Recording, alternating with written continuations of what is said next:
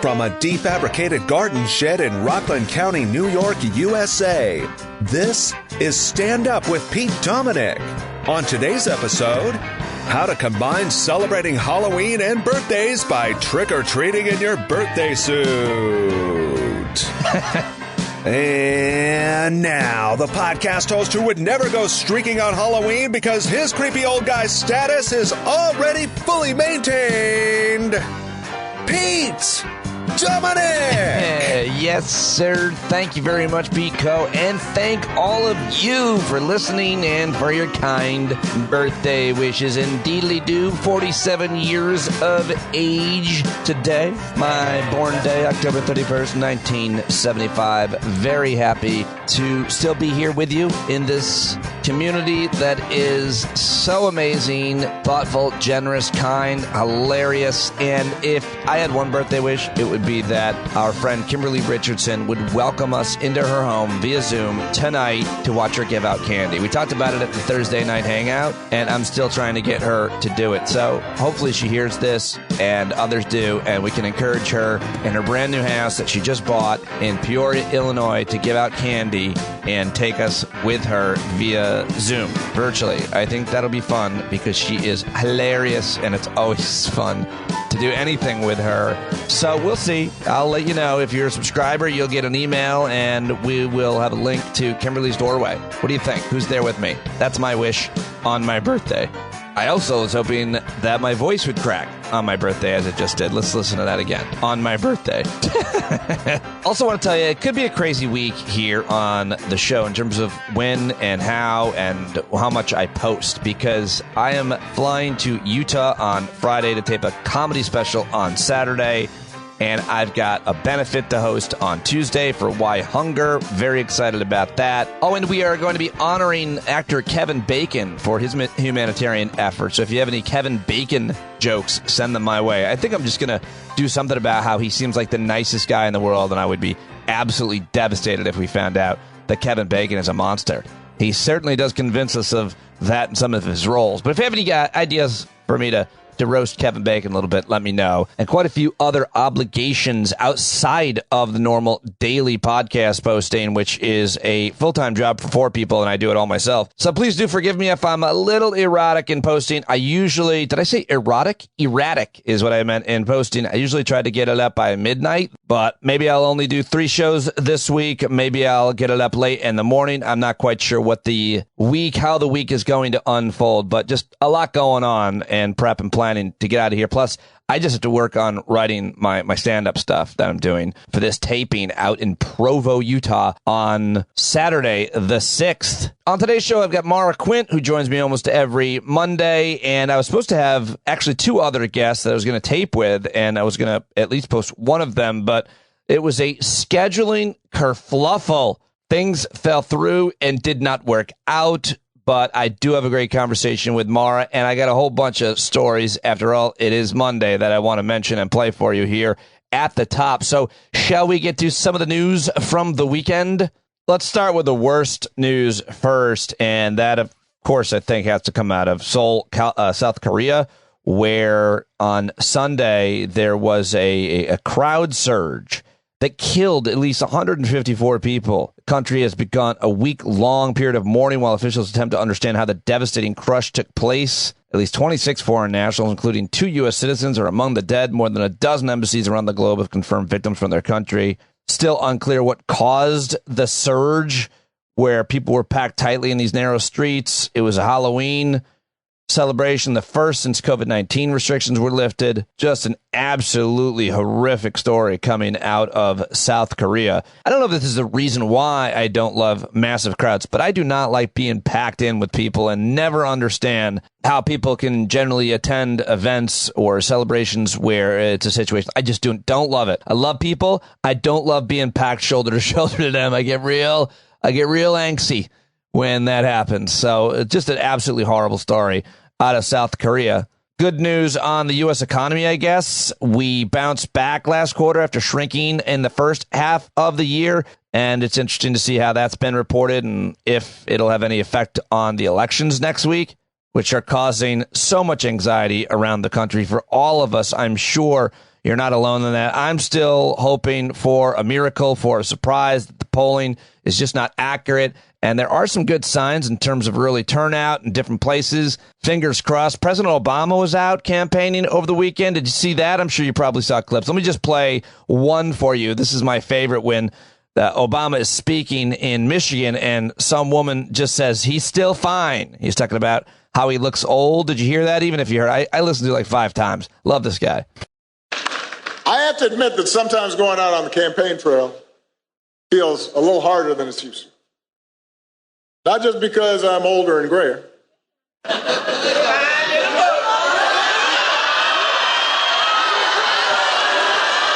don't know if y'all heard that. What? I'm sorry, what'd you say? Said I was still fine. Okay.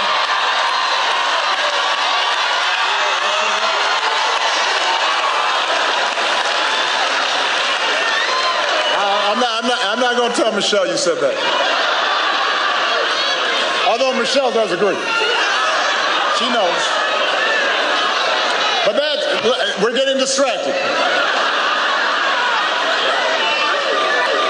Squirrel. I love that. Love that. That's President Obama in Michigan. He also was in Wisconsin. He made several stops over the past few days. He was on fire in Wisconsin, just lambasting Senator Ron Johnson, saying he fought for tax write-offs for private jets, voted to raise the retirement age to 70, and supported a plan to cut Social Security and Medicare. Here's a very fired-up President Obama in Wisconsin. Some of your parents are on Social Security. Some of your grandparents are on Social Security. You know why they have Social Security? Because they worked for it. They worked hard jobs for it. They have chapped hands for it. They had long hours and sore backs and bad knees to get that Social Security. And if Ron Johnson does not understand that, if he understands giving tax breaks for private planes more than he understands making sure that seniors who've worked all their lives are able to retire with dignity and respect, he's not the person who's thinking about you and knows you and sees you, and he should not be your senator from Wisconsin. Woo-wee! Obama was on fire in Wisconsin, as well as some of the other stops he made. But so we are in the home stretch here. Last night, also, just wanted to play a quick clip of Stacey Abrams, who this is just the most infuriating of matchups because she is so much more qualified, more experienced in so many ways, and frankly, just so much more intelligent, and obviously a much better person than the incumbent Brian Kemp is. Here they are in their rematch of this gubernatorial race and their second debate as well. Final gubernatorial debate last night. Stacey Abrams really lets him. I mean, it's just, it reminded me of in the Marvel superhero movies or Captain America, whenever he's in a fight, and sometimes even when he's getting his butt kicked, he's like, I can do this all day long. That's how I feel about Stacey Abrams versus Brian Kemp. She could do this all day long. Listen to her. I did not say, and nor do I believe in defunding the police. He is lying again. And I've never said that I believe in defunding the police. I believe in public safety and accountability. And I would have you look at my record. 11 years in the state legislature, 11 years serving on the Judiciary Non-Civil Committee, working with law enforcement, working with our Sheriff's Association, working with local government. There you go. She is real good at this. And he keeps lying about her and her record. And she keeps coming back strong. She is trailing in the polls in Georgia, but I say don't trust the polls. Get out and vote. Bring your friends. And speaking of Georgia, here's the great Herschel Walker. And now you're asking for 6 more years. Do you look like we got peanuts in our brain? We're smarter than that. And I think we need to act like we're smarter than that. Yeah, I know. I'm just saying. Probably don't ask if we think you have peanuts. Even the people there that were supportive him were like, well... This week, Herschel Walker also admitted to not knowing what pronouns were or how to spell the word politician. So, impressive dude there, running against Raphael Warnock, who is actually way out of his league again. All right, well, the really good news came out of Brazil yesterday that Lula won, Bolsonaro lost. The Amazon rainforest crying tears of joy. Very excited about this win in Brazil.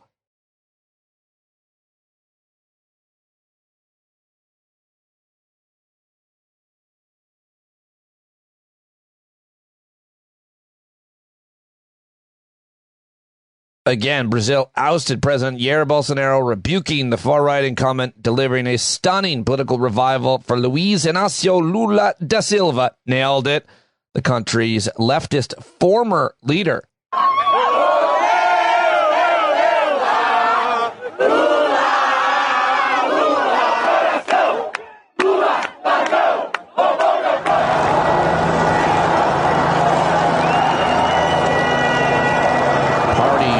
Streets of Brazil.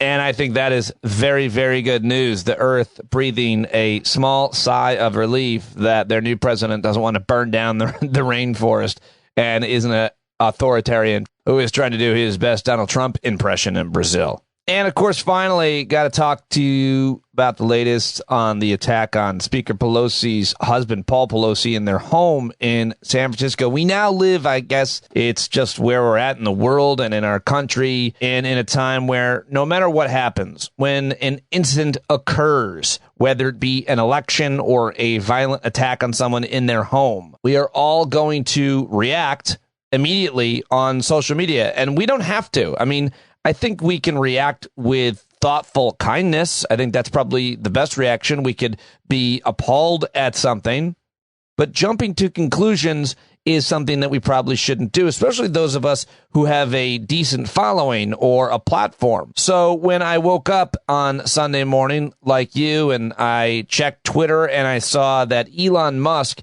had created doubt and linked to a conspiracy theory about Paul Pelosi, I was so disheartened, I just put my phone away for the rest of the day. I just thought just how awful and irresponsible and terrible it was for anyone with a platform, much less the biggest Twitter following, much less the head and owner of Twitter, to perpetuate this awful, dangerous, pernicious conspiracy theory that he did. He later on deleted it. I talked with Maura about this a little bit, but the latest that I've caught up with, and I read several articles, I'm very interested in this and how people react to it with their conspiracies, is simply that they didn't know each other, Paul Pelosi and his attacker. I know in the 911 tape, he apparently said that he was a friend. There was some confusion about that. We'll find out what it is. But there was no third person. We thought there might have been a third person in the home. They retracted that. Nobody was in their underwear. Apparently, they retracted that. The dude had a lot of crazy right-wing posts and writings. And I'm not saying to trust law enforcement or journalists, but this is the best, you get the best information you can until more comes out instead of tweeting conspiracy theories about it all. And that is what is so dangerous with this incident and so many more. And that's where we're at now. So who do you trust? Who's credible? How quickly should we react to these types of things? How do we get to the truth? Those are questions we'll continue to ask here on Stand Up. And I'm always happy to hear from you, your critical thinking, your skepticism, your efforts to try to trust, but yet verify the stories, articles, and people that you're listening to, reading, and depending on. But right now, we are going to bring on someone who I trust and depend on as much as anybody here on the show, which is why I invite her to join me pretty much every Monday. She, of course, is a writer, a humorist, a satirist. She's hilarious, and you should read everything she writes. Follow her on Twitter at Behind Your Back. She is the Wealth Tax Campaign Director at the Americans for TaxFairness.org, and I always love it when she joins me, and I dragged her inside on a beautiful day. We both went in to do this interview on our Sunday afternoon, and I think it was well worth it. I hope you like it. Here we go with Maura Quint. I came inside for you. Thank you. Come on, man. Thank you. I appreciate that. Thank you for coming in on this beautiful day to talk to me about some really important, I think, interesting issues. First of all, you were in Philly and tell me about the campaign signs. Let's talk this last week. We're seeing a lot of campaign signs everywhere. Yeah. Well, in Philly, like there's a whole campaign, it looks like, of just these signs that say "Stop the Racists, Vote Democrat." I think that's what they say. But they were pretty much everywhere. "Stop the Racists" sign, which was like, hey, straight to the point. I like it. Yeah, I like that too. I want to make some signs that say, if you like clean drinking water, vote for Democrats for my town. Yeah, I mean that's basic too. That's fair. That works. Mean, it's just it's honest, straightforward, and everybody cares. Because if you poll issues, whether it's immigration, abortion, the economy, no one asks about water. I think water should be asked about more. Yeah, I think that nobody has I think it's hard to connect that in people's heads, though, that like Dems are the water protectors. I think you would look to a lot of cities and towns that have terrible water and just be like, I see no one side that is somehow like winning this particular fight. Well, I did my research into Democrats. Okay. All right, cool. Great. I mean, like, a lot of times these signs need to kind of like have that in your head already, but I appreciate that you're willing to pave the way. Democrats.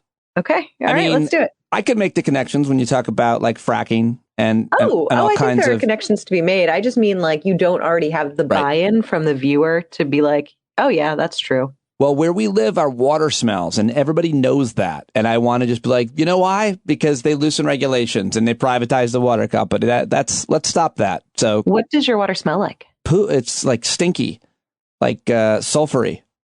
A little bit. Wow, like hell water. You have hell water happening right there. Sometimes it smells. Maybe you guys need more Jesus. Maybe that's the problem.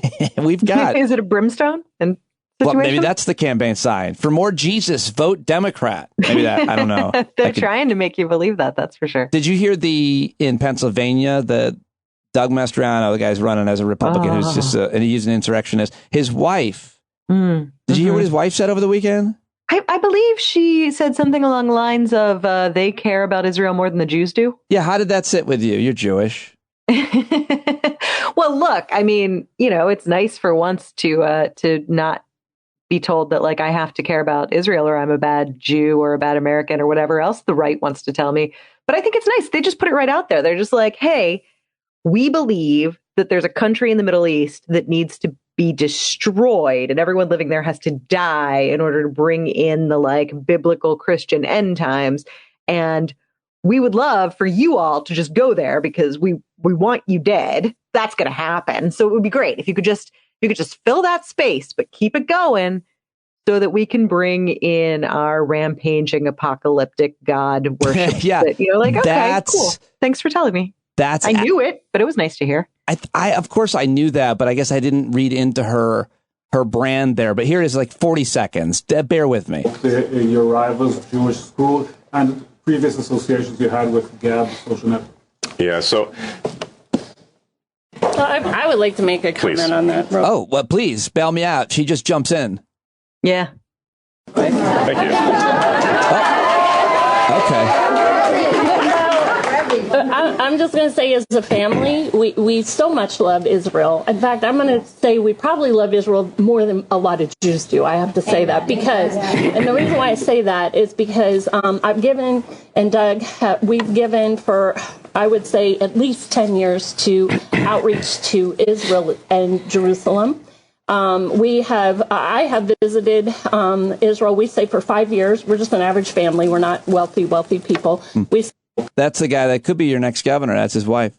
It's just so nice to know that they care so much about me that they want me dead, but in their way. And I just appreciate the warmth that's coming at me from that. It's nice. No, yeah, that's great. No, but that is what it is. It's the end times prophecy stuff. Yes, it is the end times prophecy stuff. But here, I mean, like, look, don't get me started. I mean, that's why I have you on the show. To get me started. Yes. You should send me coffee or something so I can really like get into this right beforehand. But no, I mean, I am Jewish and I have worked with the state of Israel in my long ago past. And what I came to find was that, the evangelical Christians are a massive, massive source of funding and investment into Israel. And some of the Israeli government, not all, but some of the Israeli government are totally fine to just completely get in bed with that and welcome it because it's an economic win for them. And it's sort of like, oh, well, we understand you want us dead, but like, until then, we appreciate the checks, which is frustrating and a bummer, but also a constant reminder that not a single country that I know has it all figured out such that their governance necessarily fully reflects the population and their desires. So there's a lot of lanes to go in, and Israel has had some really, really bad leadership, which, we had Trump. So yeah, I always like to say when criticizing Israel, I'm like, you know what I do most of the time? Every day for hours, I criticize America. I'm talking about the policies and the laws and even the culture. But like, if you want to call me anti-American for being critical of my home or my community, I don't know. I think it's about making things better and pointing out flaws. But better. You're the one who's all like, get the hell out of our water. And I think there are some people who probably like that.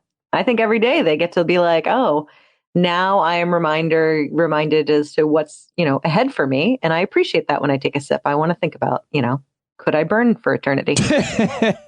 Yeah. I think if we let Doug Mastriano and his wife have it their way, I'm told you and the rest of the people living in Pennsylvania, when you turn on the water, holy water will come out. Christian holy water. I would love that because I have a real vampire problem and I have not been able to source my holy water. Really? So that actually would be very helpful. Yeah, absolutely. You have a vampire problem. You get one and you think it's cute and you give it a little food, just like a little bit, you prick your finger or whatever. And it's just like, oh, look, it's adorable. And then they all show up. They don't stop coming. It's like a nonstop thing. And then you feel kind of bad and you're like, well, I want to get rid of them. But what are you going to do? You take out nothing gets them away at that point. Yeah, I know. Yeah. I worked with Steve Bannon.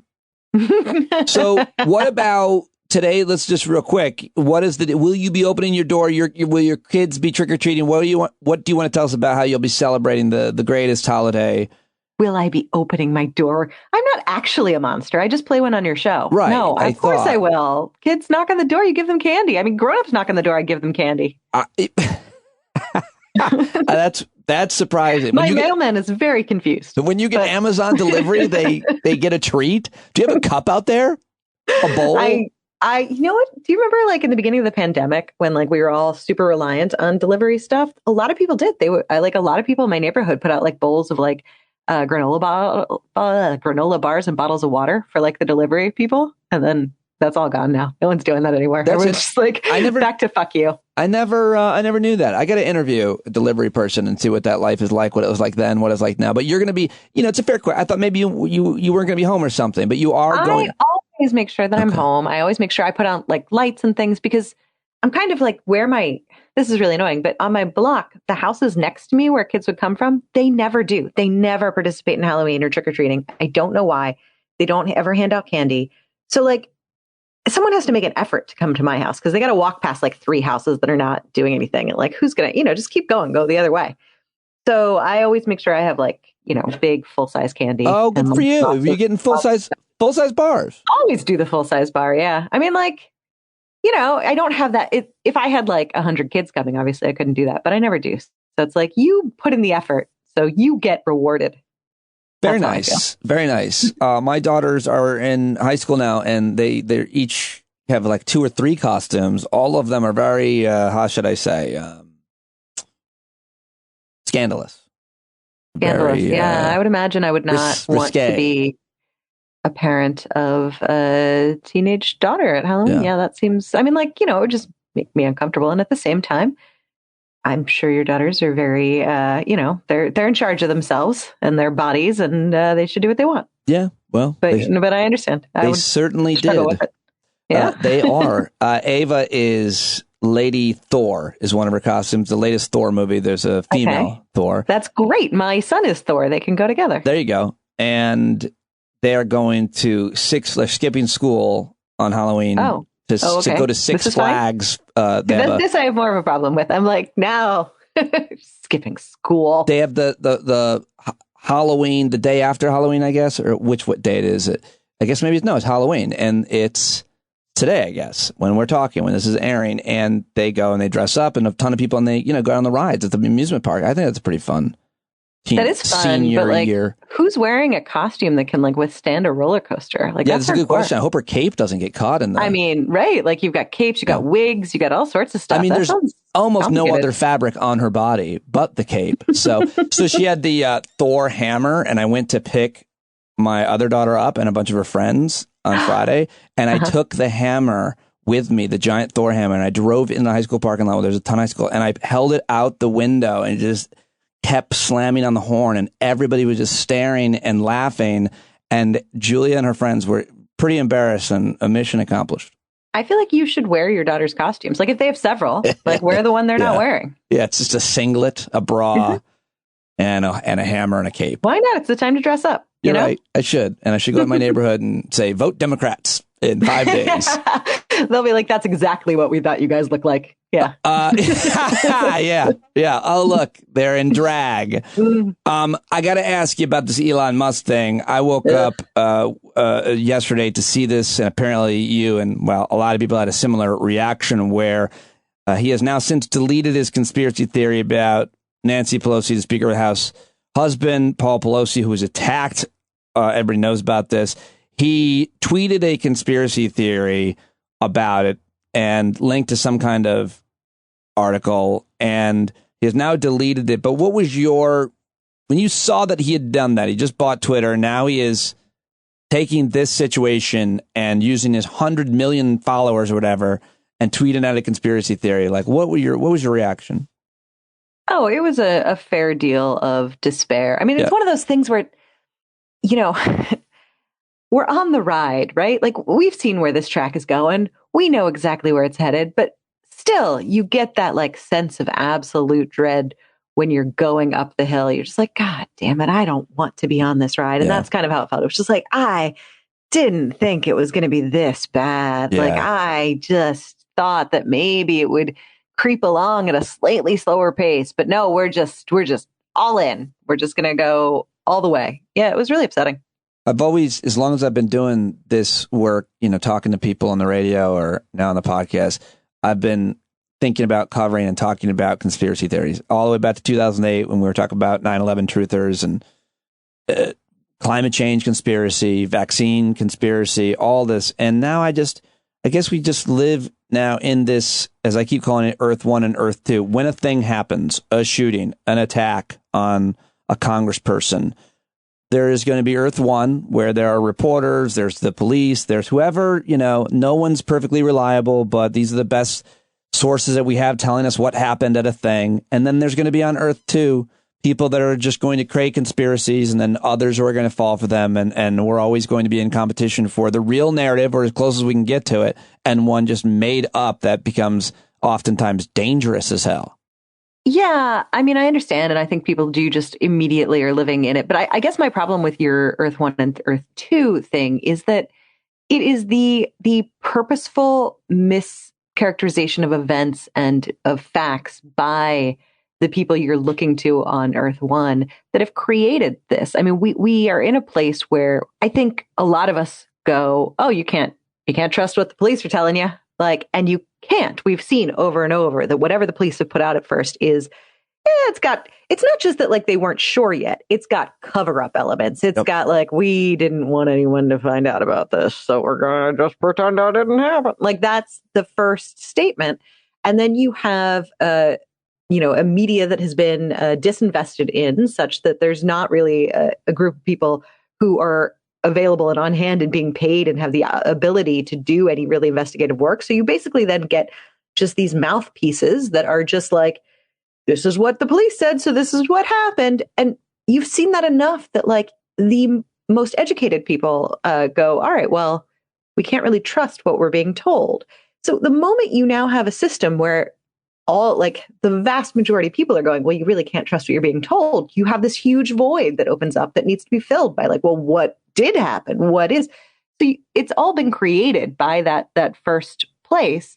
And now you have like this opportunity for conspiracy theories to run rampant. But then beyond that, you have a whole infrastructure in place on the right that allows them, that just is, coordinates on message and puts it out there. And this is the truth that they're going to put forth. And that's frightening. And that's, a lot of why we are where we are.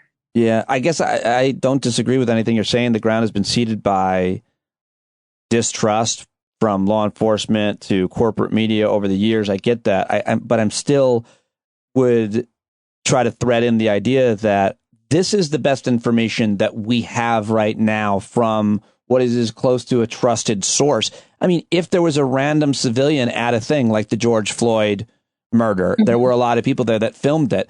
You vetted those out. Were those people actually there? Did this thing happen when it happened? And you use the ability to discern what information is available while still being skeptical and not having to just go down some absurd path on this attack or anything else, like crisis actors and all this stuff. Like some stuff, I agree with you. We should be skeptical, but at the same time, clearly this is the best information we have at the moment, and we shouldn't be reacting to bullshit. Well, sure, but this is the problem, because then people are looking for authority figures. They're looking for someone to say, I am doing my best. Sure. Maybe I'm not going to give you 100% the correct information, but I'm taking the time to vet this information and I'm putting it out there.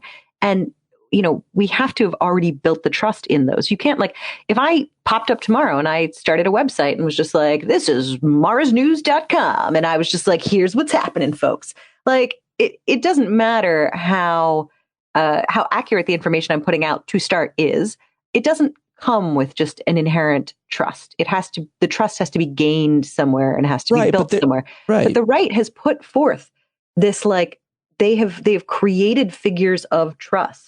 Yeah. And then they push these things out. And so, Elon Musk, in a lot of ways, for a lot of people, he's been venerated by the Republican Party, for that matter, as a figure to trust. So then when he puts it out, it's like, well, this guy probably knows more than I do, right? And he's saying it, so it's got to be. Yep. And they've done that over and over. They do that with their anchors. They do that with their news stations. And so, there's a point where it's very frustrating on an individual level, but systemically, we're just past the point of no return, I think.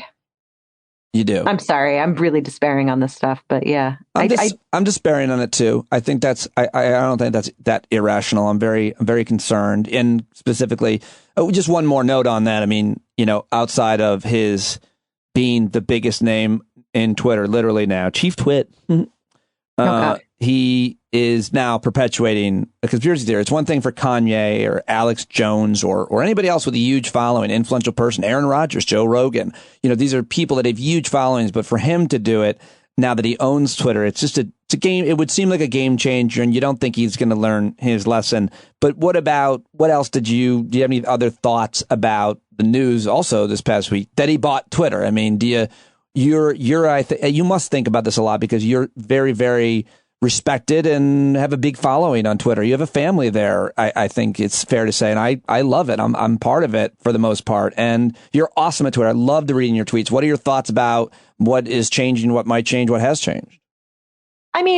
We have billionaires in charge of most of our infrastructures at this point, and most of our media and communications hubs. So it's hard to be like, oh, we can't have billionaires in charge, although that's literally what I do all day. We need to get billionaires out of charge. So I think the problem needs to come from, again, systemic places of we gotta check some of that capitalism, man. We gotta put some of it in place. And I think there are some stuff that Elizabeth Warren, Katie Porter, Bernie Sanders have all sort of put forth that we need to lean in on more on the way in which we allow these things to be owned.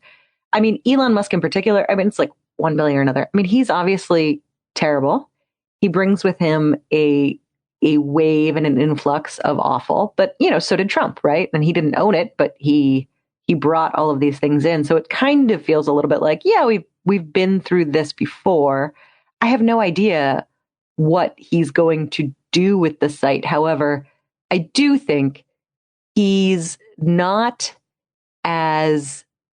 I do not think he is as motivated purely by ideology as people think. I think he's motivated a little more by money.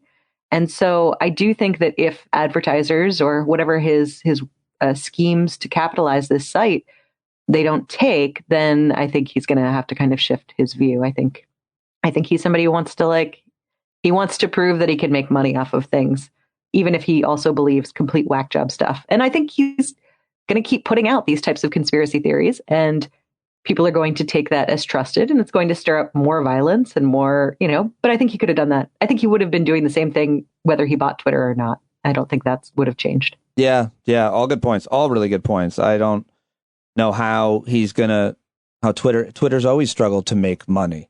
Yeah, it's interesting. I'm curious. Like, since he took over, have lost over 1,000 followers. Oh, wow. And and I've been talking to some other people too, and they are too. I assume it's people jumping ship, which I totally respect. Right.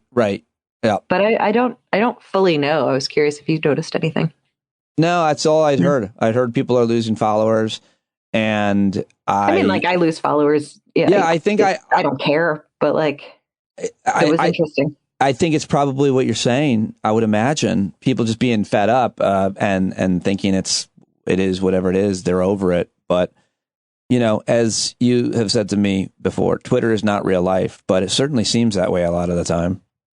Well, Twitter impacts real life. There's plenty on Twitter that actually does come out towards real life. It's just not the whole of real life. It is a piece and a part. And we need to look at exactly how it influences things, but you can't look to it as everything. How are you feeling a week out from the elections? How much is that on your mind? I feel like I want to punch you in the face for saying we're a week out from the elections. Yeah. I have not come to terms with that whatsoever. Yeah. No, it's scary. It's really scary. And it's your fault because you said it. Yes. See, before you said it, this is the Schrodinger's election thing. I could live in a state where the elections may still be a ways off, but now you've made it real. The cat is dead and the elections are coming. I wish I could accommodate you. I think it's weird that you want to punch me in the face I'm very violent today, yeah. On my birthday. Oh, why did I think your birthday was Halloween? Why do I get it wrong all the time? It is Halloween. Oh, right. Today's Monday. But we're taping it on Sunday. So you made me feel like an asshole for a second right now. It's just I'm going to wish Pete a happy birthday. I only brought it up because I was thinking about it. I was like, at halfway in, I was like, she's probably going to get annoyed that I didn't, that she didn't think that this was airing on my birthday and we didn't talk about it. And you know me, I always work my birthday. What are you doing for your birthday? Nothing. We had a nice dinner last night, I'm guessing, because we taped this before the dinner. It could all blow up. It could all blow up. I can't wait. I hope so. I hope this is fake news by the time it comes out. Like, dinner never even happened. Nothing, though. Really, the girls are busy. It's always Halloween, so we're just having a nice dinner. I'm happy that I couldn't ask for. Are you getting presents? Do you want any presents? No. We don't really do presents hardly ever. No? Not material things like that. Usually there's an exchange of notes, letters. You usually get a letter in my family on your birthday. That's usually the deal. But I see. Which letter are you going for this year? Well, I'm going to go for 26. Did you get the whole set? You going for a second round? Just a kind note is written by each one of us to the person whose birthday it is. That's our tradition that we don't always do it. My letter is late to Julia. So, it may or it may not happen. No expectations. But that's a very, very nice tradition. I like that. 47. 47. That's many years. Yeah. That's more years than me, which I really am grateful for. I really love when anybody's older than me. Thank you. Oh, I have more years than you? Mm-hmm. Yeah, you do. I always felt more mature. You're much more mature than me. Much more. Well, thank you very much, as always, for joining me. I'll let you go out and enjoy whatever is left of the day. I hope you have a great Halloween. And what full size did you choose? What candy bar brand? I forgot to ask. Okay, I got like a mix of candies that like Reese's peanut butter cups and chocolate bars, but then I also got like Twizzlers because we know some kids who can't eat chocolate. So I was trying to like make sure that there was enough for them too. Oh, all right. But I'm wonderful. Come to my house. Do you want to give out your address? I have alcohol for the grown-ups too if they want it. How does that work? How does that work? So in our neighborhood, I'm sorry, now I'm going up, but like in our neighborhood, there are people who like they brew their own beer and they sit out there with like a keg and stuff. And then sometimes they've got a bottle or something. Love it. You just like top it off as you go. Yeah, we did I think my parents did that when I was growing up in my neighborhood. But now when I raise kids here, like I live in a neighborhood where nobody talks, nobody hates each other. So nobody's doing that. It's sad. I wish that was. No, someone's just poisoning your water supply. So obviously there's a problem there. Yeah. Seriously, if I was with my kids now and knocked on some of the doors near me, I don't know what they would give. Oh, good to see you, Pete. Here's a glass of arsenic. Oh, thanks. Maybe they give you some of those drugs. Let me know if you get any. I'm dying for some. I don't know where to get them. Halloween's my hookup. It shouldn't be too hard. All right, cool. All right. Thank you very much, Maura. Thanks, Pete. All right, there she goes, everybody, and that is all I have for you. Sorry I didn't have a second guest on today's show. Like I said, it'll be a little erratic this week posting because I got so many other things going on, and doing the podcast alone is a 4-person job every day, and it's just me. So trying to make it work, and I probably will. I'll probably post every day, you know me, but please be forgiving here on my birthday week as I travel to the West to do comedy and getting ready for all of it. I cannot thank you enough for your support. Every day I'm worried about losing it, so I am very happy that every day that I have it. If you aren't supporting the show, the paid subscription, please, please, please sign up now. Patreon.com/PeteDominic, or just go to standupwithpete.com if you can't remember that. And I hope you'll sign up now, and I really can't thank you enough. All right, well, I'll send out an email to listener subscribers if we do get to go to Kimberly's house trick-or-treating tonight in Peoria, Illinois. So look for that. And otherwise, I hope you have a great Halloween. I hope you have a great week and a kickoff to your week. And I will talk to you tomorrow, hopefully. Bye-bye. Love you. Be the change you want to see in the world. John Carroll, take us out, baby.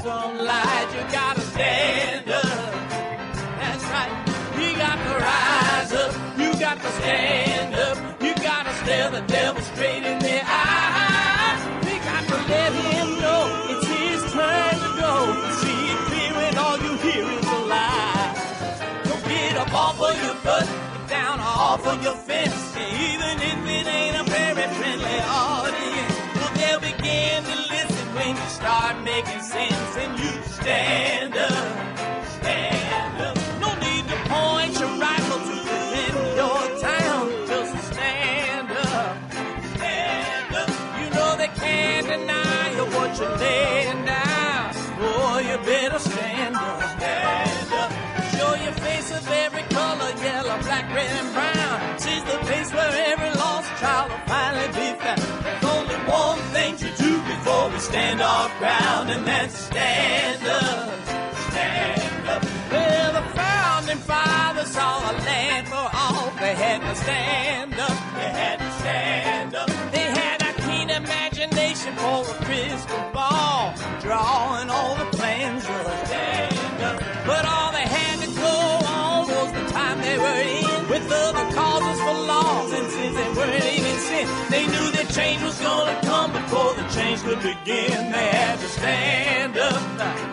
All right, they had to stand up. We got to stand up. We got to look the devil square in the eye. We gotta let him know it's his time to go, and make it clear when all we hear is a lie. Why you lying awake wondering where the money all went? It'll be the cost of freedom that'll go unspent.